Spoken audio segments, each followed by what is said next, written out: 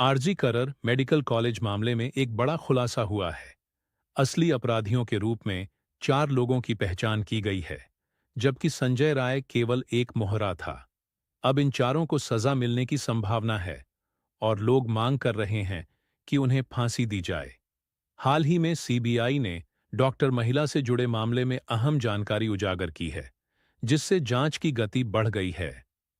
इन चारों आरोपियों ने किस तरह अपराध किया, कॉलेज में कैसे घुसे और कैसे महिला डॉक्टर के कपड़े फाड़े, इन सभी घटनाओं का साफ विवरण अब सामने आ चुका है।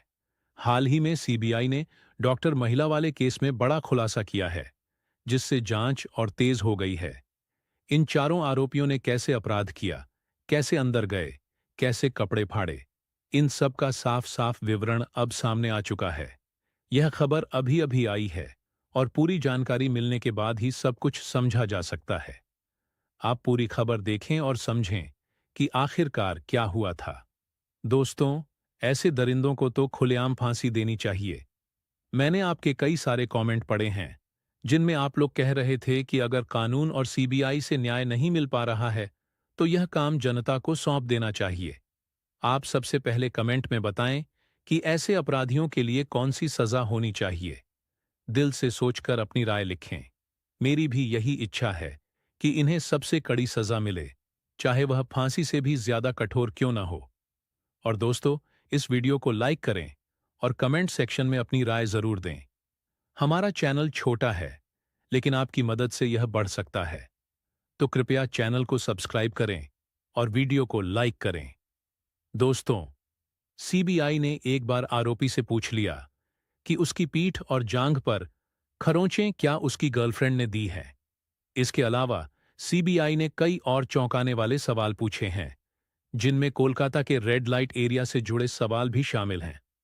पूछताछ की पूरी वीडियोग्राफी की गई है, जिसमें ऐसे फुटेज मिले हैं जिन्हें देखकर आप हैरान रह जाएंगे कि कोई इंसान ऐसा भी कर सकता है। सीबीआई ने सबसे पहला सवाल यह पूछा कि क्या तुम नर्वस हो? इसके जवाब में संजय ने कहा, सर, मैंने कुछ नहीं किया, मैं निर्दोष हूं, इसलिए मैं नर्वस नहीं हूं। फिर सीबीआई ने वारदात वाली जगह की तस्वीर निकाली और संजय को दिखाकर पूछा कि क्या तुम इस जगह को पहचानते हो? संजय ने कहा, मुझे समझ नहीं आ रहा है कि यह कौन सी जगह है। इसके बाद सीबीआई ने कहा, इसी जगह पर जघन्य अपराध हुआ है और तुम यहां मरीजों की देखभाल करते हो, फिर भी तुम इस जगह को क्यों नहीं पहचान रहे? संजय ने जवाब दिया, यह जगह परिचित लग रही है, लेकिन मुझे अभी भी कुछ समझ नहीं आ रहा है। फिर सीबीआई अधिकारी ने संजय को एक और तस्वीर दिखाई, जिसमें गलियारे के सीसीटीवी फुटेज में संजय नजर आ रहा था। उन्होंने पूछा, क्या आप इस व्यक्ति को पहचानते हैं? संजय ने जवाब दिया, हां, यह मैं ही हूं। यह अस्पताल का 4 मंजिला गलियारा है। इसके बाद सीबीआई ने पूछा, वारदात के समय आप वहां क्या कर रहे थे? संजय ने कहा, मैं वहां बस यूं ही गया था, लेकिन मैंने कुछ नहीं किया। फिर सीबीआई ने पूछा, आपने क्या नहीं किया? संजय ने जवाब दिया, मैंने किसी को नहीं मारा। सीबीआई ने फिर पूछा, तो आप सेमिनार रूम में क्यों गए थे? संजय ने कहा, मैं गया था, लेकिन अंदर नहीं घुसा। संजय का यह जवाब सुनकर सीबीआई अधिकारी को गुस्सा आने लगा, क्योंकि उन्हें पता था कि संजय झूठ बोल रहा था।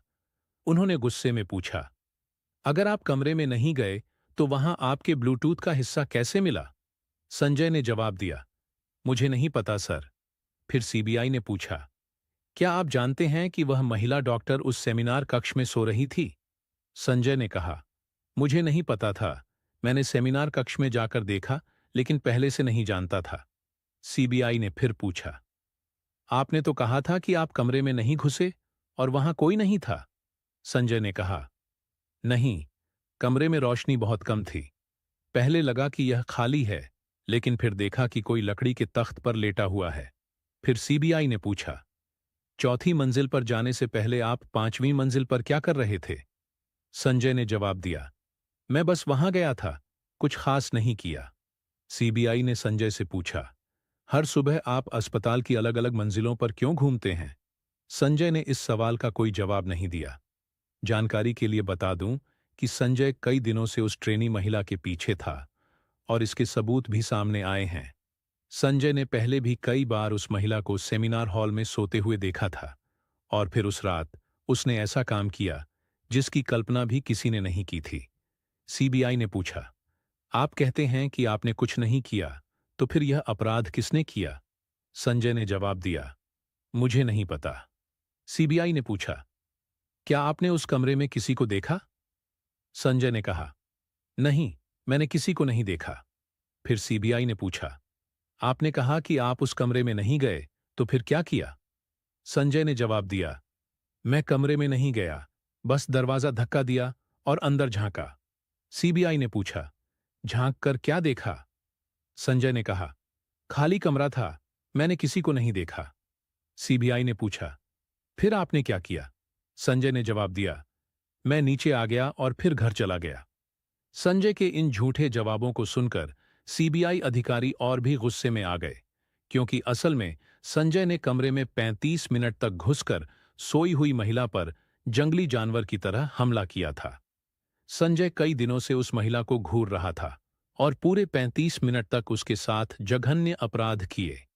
फिर भी वह कह रहा है कि उसने सिर्फ झांक कर देखा और फिर घर चला गया।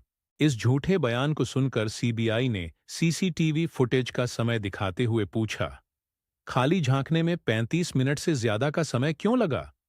यह सवाल सुनते ही संजय चुप हो गया, क्योंकि उसने इस दौरान गंभीर अपराध किया था। इसके बाद सीबीआई ने संजय से एक और खतरनाक सवाल पूछा।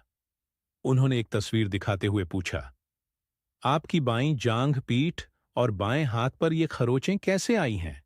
संजय ने सीबीआई के सवालों के जवाब में कहा, सर, मुझे याद नहीं है। फिर सीबीआई ने पूछा, डॉक्टरों का कहना है कि पीड़ित महिला के शरीर पर भी खरोंच के निशान हैं।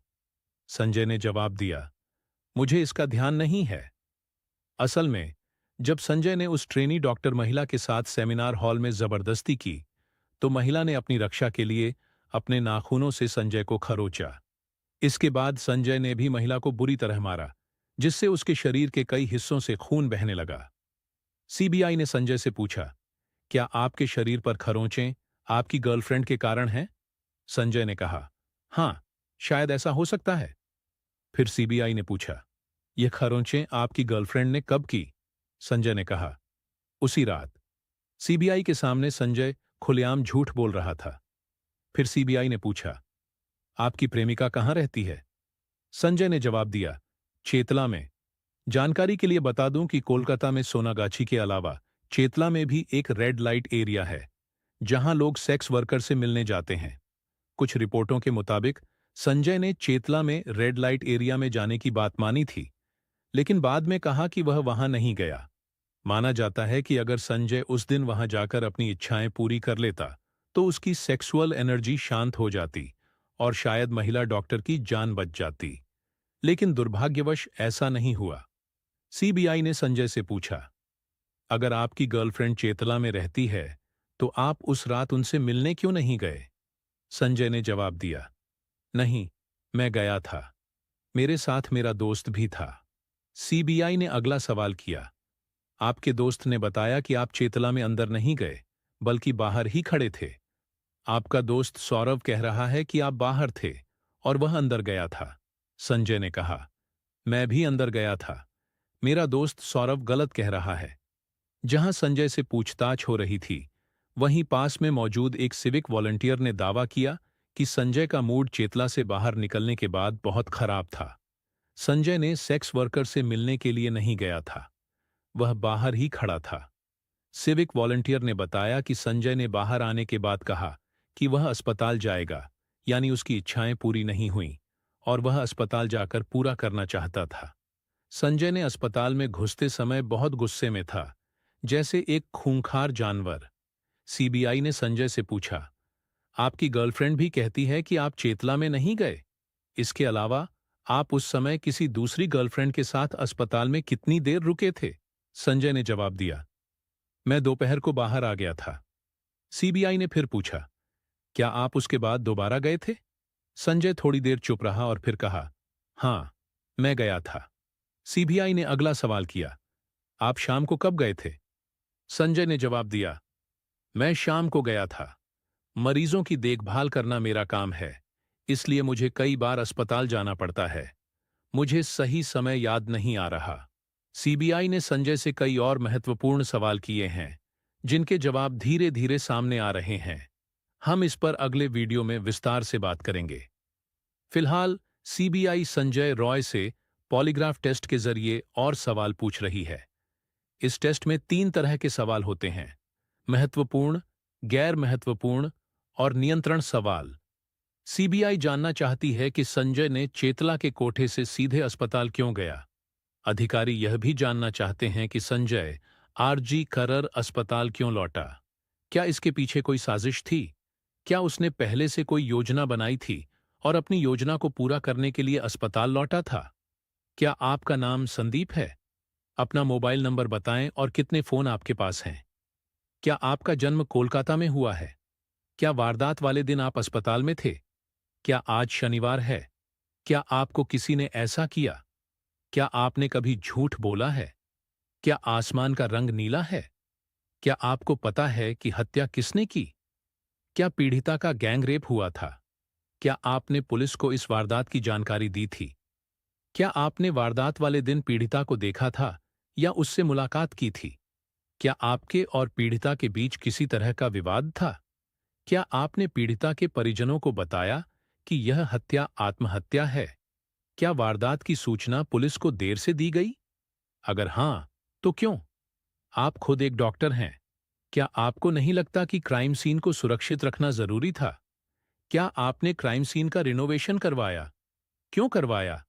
क्या किसी ने आपको ऐसा करने को कहा था? दोस्तों, और भी बहुत खुलासे बाकी है। वो अगली वीडियो में बताएंगे। जब तक के लिए कमेंट में जस्टिस फॉर गर्ल डॉक्टर जरूर लिखें।